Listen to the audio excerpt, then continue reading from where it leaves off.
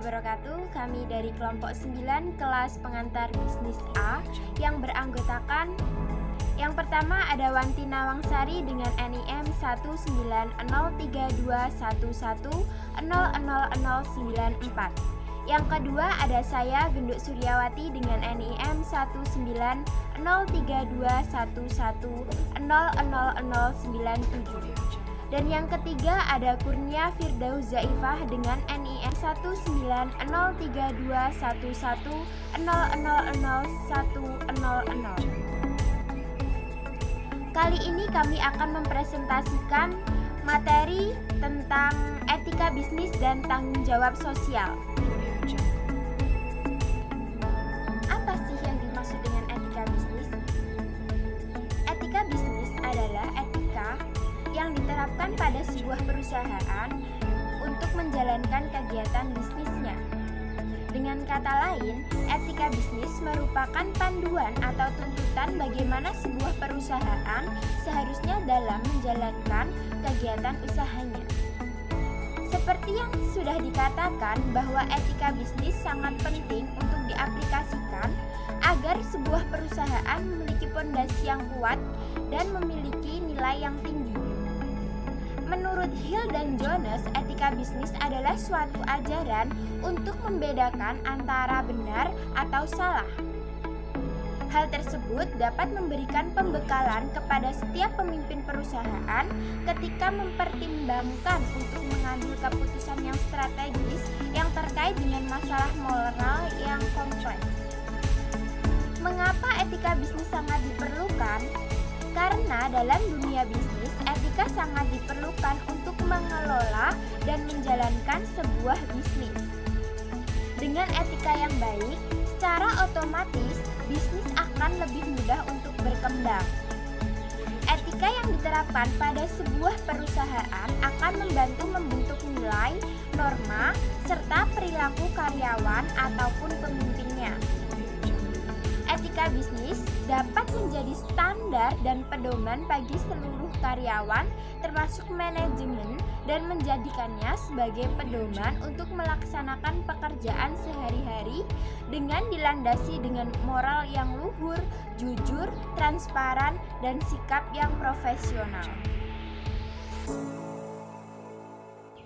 Contoh dari etika bisnis adalah yang pertama, jujur, yang kedua, bersikap dewasa, yang ketiga, bertingkah laku baik, yang keempat, menggunakan pakaian yang rapi, yang kelima, menyebutkan nama, yang keenam, menggunakan bahasa yang baik, yang ketujuh, bersikap sopan, yang kedelapan, berdiri saat berkenalan, yang kesembilan, mengucap terima kasih, dan yang kesepuluh, tuan rumah yang membayar. Saya akan menjelaskan tentang manfaat dari etika bisnis. Yang pertama yaitu pengendalian diri, yaitu di mana pebisnis dituntut untuk tidak menerima apapun dari siapapun dan mengendalikan diri mereka dengan baik. Yang kedua yaitu pengembangan jati diri, di mana apabila mereka memahami tentang etika yang benar, maka mereka bisa merubah jati diri perusahaan. Yang ketiga yaitu suasana persaingan yang sehat. Persaingan yang sehat dapat diatasi apabila mereka sudah memahami tentang etika bisnis dengan baik dan tidak ada yang namanya persaingan dengan kecurangan dan cara-cara yang tidak baik. Dan yang keempat yaitu sikap saling percaya. Apabila para karyawan, para pebisnis sudah saling percaya, maka mereka dapat menjalankan perusahaannya dengan lancar dan dengan baik. Dan yang kelima yaitu kepentingan bersama. Dengan kesadaran akan etika bisnis, maka mereka akan mengutamakan kepentingan bersama daripada kepentingan mereka masing-masing. Dan yang terakhir atau yang keenam yaitu kenyamanan dalam berbisnis. Kenyamanan dalam berbisnis apabila sudah tercipta, maka mereka akan bekerja secara optimal dan hasil yang dihasilkan juga akan maksimal. Itulah penjelasan tentang manfaat dari etika bisnis. Saya akan menjelaskan mengenai tanggung jawab sosial berbisnis.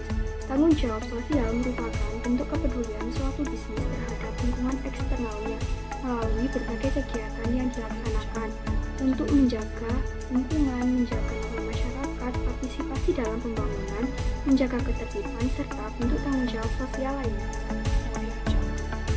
Beberapa bentuk pelaksanaan tanggung jawab sosial antara lain: yang pertama, pelaksanaan hubungan industrialis Pancasila atau HIP.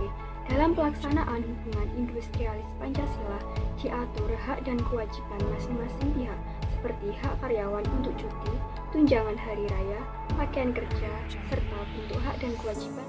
Yang kedua, analisis mengenai dampak lingkungan atau AMDAL.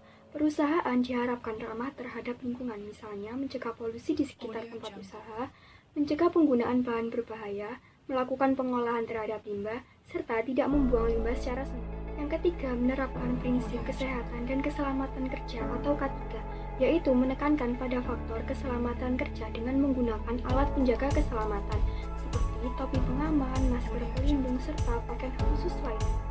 Yang keempat, perkebunan inti rakyat atau PIR. Dalam sistem ini melibatkan perkebunan besar milik negara dan perkebunan kecil milik masyarakat.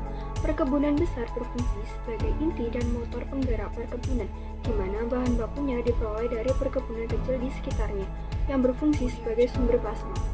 Yang kelima, sistem bapak angkat, anak angkat. Sistem ini melibatkan pengusaha besar yang mengangkat pengusaha kecil atau menengah sebagai mitra kerja yang harus mereka gunakan. Sekian dari kelompok kami. Apabila ada salah kata, kami mohon maaf. Terima kasih atas perhatiannya. Wassalamualaikum warahmatullahi wabarakatuh.